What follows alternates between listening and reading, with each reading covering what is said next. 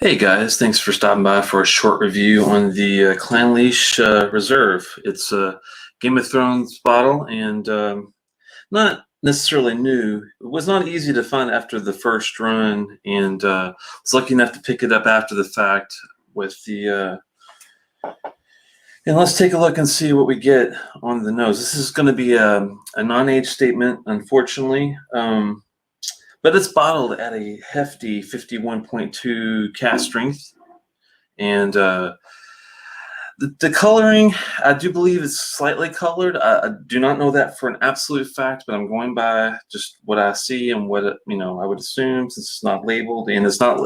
They don't tell us if it's going to be chill filtered or not, but by the 51.2 ABV, you could probably take a guess. So we're going to take a look at this and see what we get.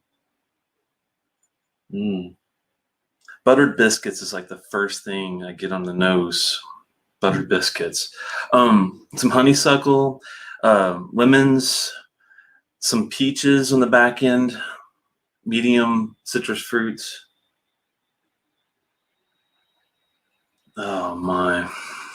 Some cinnamon, some spice, slight spicy notes in there. White grapes. And a pear on the back end of the nose.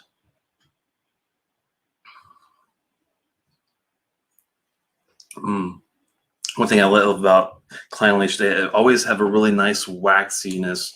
It's a heavy mouth coat.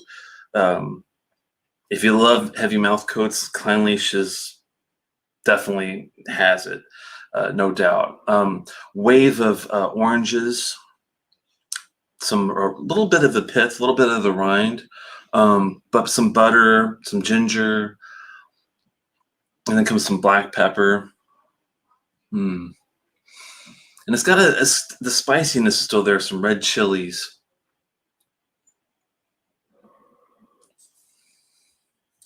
That waxiness is still going on the finish. Unfortunately, it does get a bit on the dry end. That rind is still there, a little bit of that orange marmalade. The pepper goes from a black pepper to a white pepper on the finish. It's kind of the letdown that it's a bit short for me on the finish, and it's a bit dry. But it's still a good taste. It's still a good dram. I'm not knocking it by any means too much. Let's go for a little bit of a couple drops here. Definitely do not recommend, over watering it. I would just give it a couple drops. Just like that. No major deal. It's 51.2, so we can handle, a bit of water. The nose is tamed down a lot right away, and it completely transforms for me. I get some tobacco, some leathery notes, and maybe some tea bags. The fruits are still there, but it turns into like a bit of a cream. Some butter, toffee, some caramel.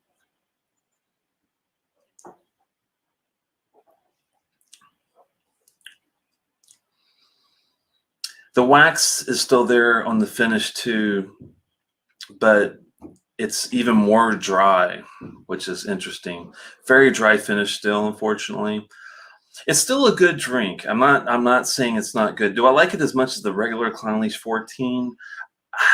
I don't think so, but I like this as a cast strength. I think they're probably equal in quality. They're both damn good whiskeys. I think I would give this Clynelish 14 a slight edge for its age. This is a 3.5 out of 5 to me.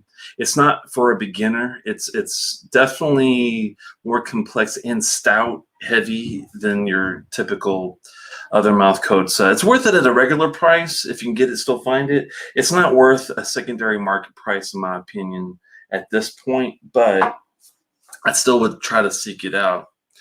Well, thanks so much for stopping by, guys. I'm going to start a live discussion review here in a second, and I hope you had fun. Sláinte for now.